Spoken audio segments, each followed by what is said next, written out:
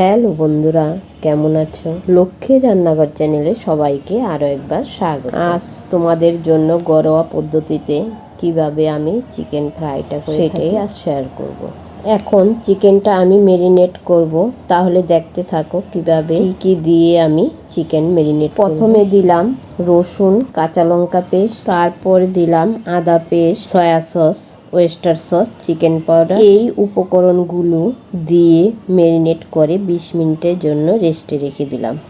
তারপর 2 টেবিল চামচ ময়দা, 1 টেবিল চামচ কর্নফ্লাওয়ার দিয়ে চিকেন মাখিয়ে নিলাম।